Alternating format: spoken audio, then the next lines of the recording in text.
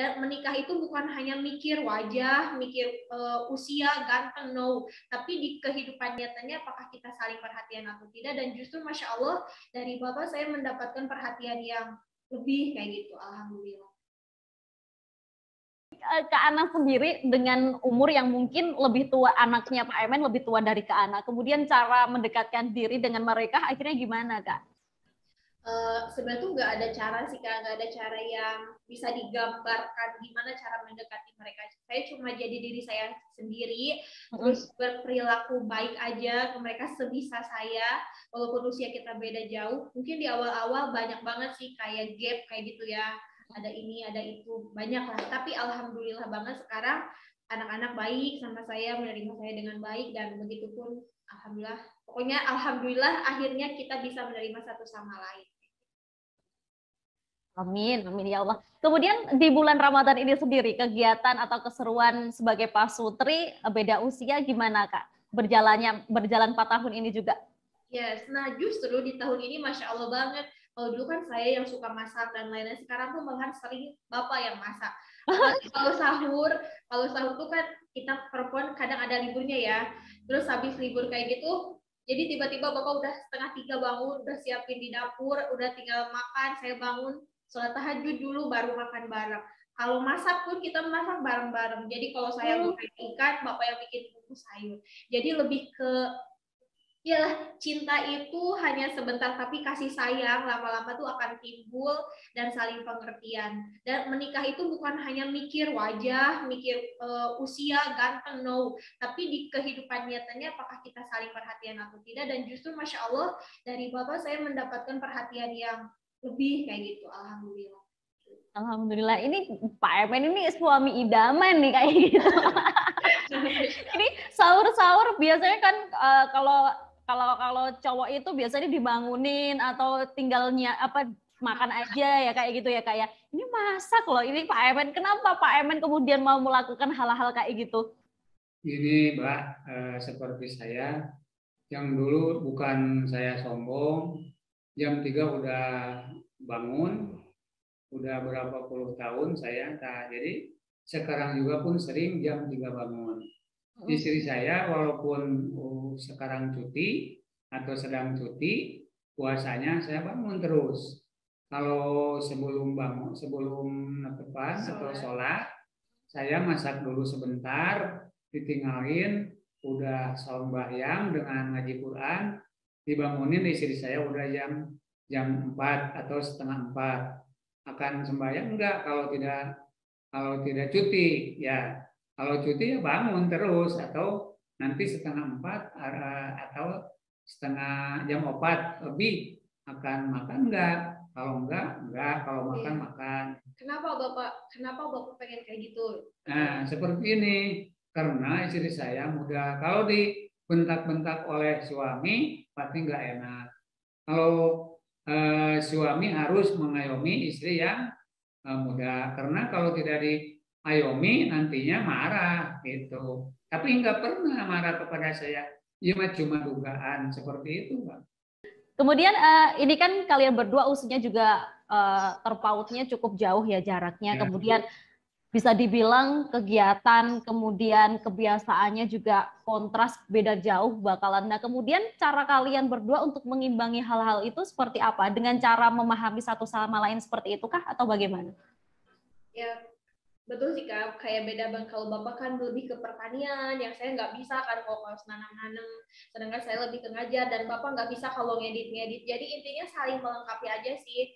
Seiring berjalannya waktu, kalau saya lagi ngedit, ya udah kalau ngedit Bapak yang masak kayak gitu. Atau kalau lagi ke kebun, kalau Bapak lagi nyakul, ya udah saya yang bersihkan kebun. Jadi intinya saling melengkapi, saling belajar. Oh, suami ini seperti ini, saya harus bisa juga pelan-pelan. Bapak juga, oh istri saya seperti ini, jadi harus bisa juga pelan-pelan. Kayak nge-YouTube kan dulu awal-awal Bapak nggak mau karena takut di kamera. Tapi seiring berjalannya waktu, Bapak bisa ngomong depan kamera, bisa malahan bikin YouTube sendiri. Jadi selama kita bisa saling belajar satu sama lain yang nggak bisa digambarkan karena kita jalani setiap hari, nanti lama-lama saling melengkapi sih, saling melengkapi kekurangan kita masing-masing. Ih, luar biasa, keren banget.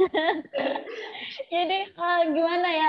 Maksudnya kebanyakan orang kan khawatir atau takut ya menikah dengan beda usia seperti yang mungkin dikhawatirkan sama Kak Ana di awal kayak gitu. Tapi setelah mungkin keikhlasan Kak Ana juga dengan cara berpikirnya Kak Ana yang luar biasa seperti itu, bahkan didukung dengan Bapak yang pemikirannya udah dewasa, akhirnya bisa saling sama-sama akhirnya ya.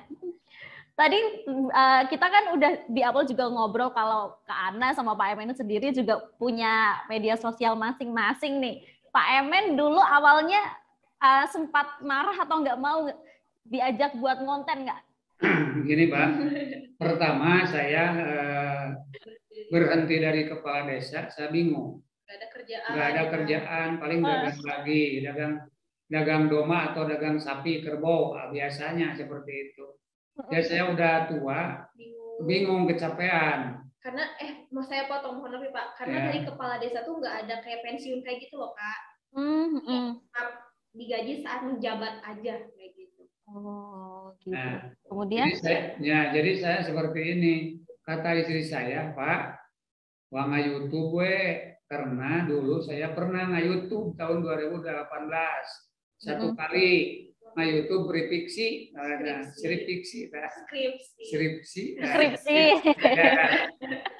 Saya tidak mau sampai saya nyumput ke kamar sembunyi karena tidak mau. Saya untuk apa? Di mana uangnya? Siapa yang menggajinya? Saya tidak percaya dulu. Nah, kalau udah seperti itu saya dipaksa ke kamar, berbicara di kamar. Agak ege bahasa Sunda, bahasa Indonesia sakapeung, bahasa Sunda sakapeung. Jadi tidak bisa lancar karena saya tadinya tidak belajar bahasa Indonesia, cuma belajar bahasa Sunda.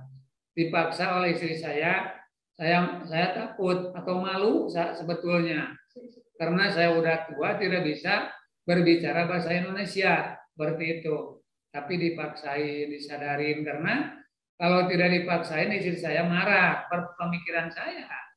Tapi kan seperti padahal enggak marah. Terus belajar.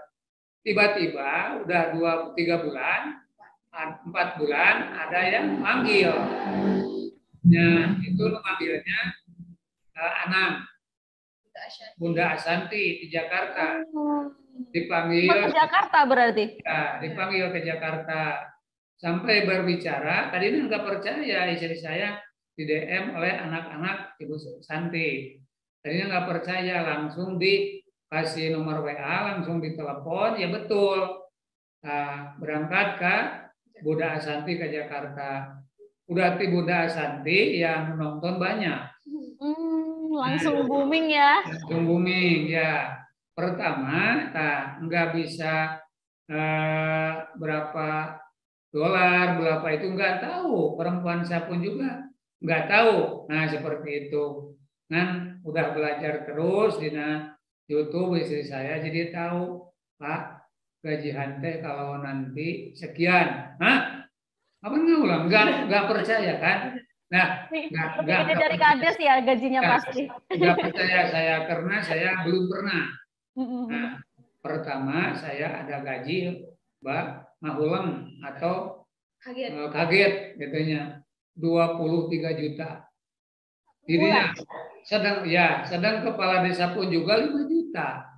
Nah, seperti itu. Dewan pun juga 16 juta. Jadi 20. Di situ percaya saya, Pak. Jadi semangat. Semangat seperti itu. Nah, lama-lama lagi ada yang manggil lagi di Trans TV. Dipanggil ke Trans TV. Booming lagi. Rata-rata gaji itu malas 20. Seperti itu tadinya, Pak. Nah, jadi saya percaya langsung cek cohang nama atau cek betul nama ke istri saya teh dianggap mas gitu ya. Jadi belum menghasilkan uang. Karena saya dulu 1 tahun 10 juta hasil usaha. Beli itu beli ini, sekarang sebulan. Lebih malah ya. Iya, lebih. Nah, seperti itu, Pak. Nah, seperti itulah. Mungkin ini salah satu kebaikan dan dari pernikahan beda usia kalian berdua mungkin ya, rezekinya kalian berdua akhirnya keikhlasan. Dan ini hasil dari marahnya istri loh Pak. Kalau istrinya nggak marah-marah dan ngajarin Bapak, ini mungkin sampai saat ini Bapak masih apa namanya, cuma di kebun nih doang. Kebun pasti ya. Iya benar-benar. Kemudian Pak Emen mau tanya, Kak Ana cantik nggak sih?